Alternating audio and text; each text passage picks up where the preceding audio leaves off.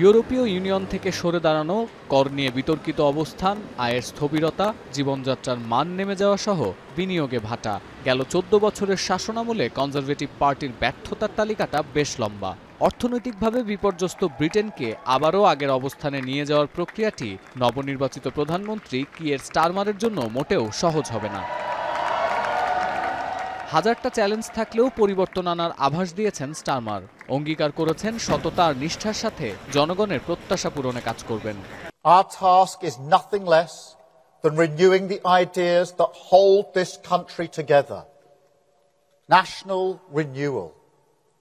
Whoever you are, wherever you started in life, if you work hard, if you play by the rules, this country should give you a fair chance to get on.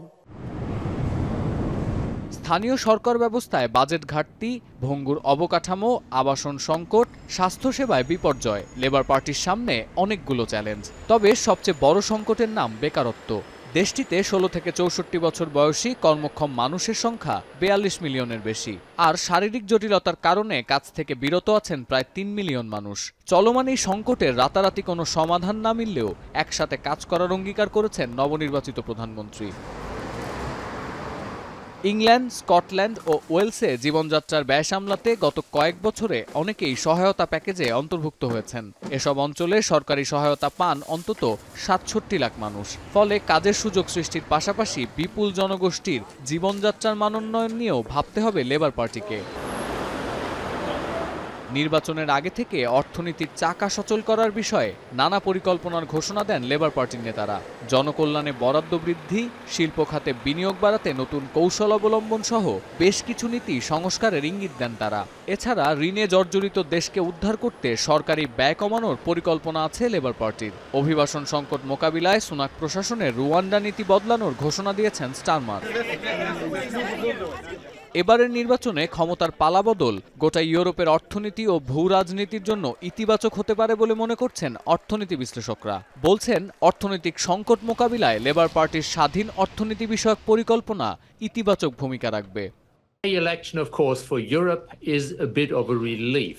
The Brexiteers, who caused a lot of trouble and caused significant damage to the UK economy, are out of power. The UK will, of course, not return into the common market. The UK is not going to have anything like a debate about rejoining the EU, far too divisive. The question is where Labour is going to get that money from and how quickly it can manage to do it. It's got a big growth plan.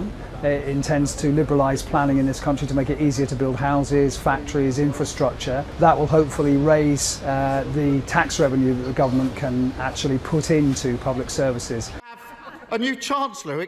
তবে পরিবর্তন আনার ঘোষণা দিলেও স্টারমারের জন্য কাজটা মোটেও সহজ হবে না বলে অভিমত বিশ্লেষকদের। তাই ভোটারদের রায় পাশ করলেও আগামী ৫ বছর লেবার পার্টির সামনে অপেক্ষা করছে আরও বড় পরীক্ষা। সতীর্থ কর্মকার, এখন বিশ্ব।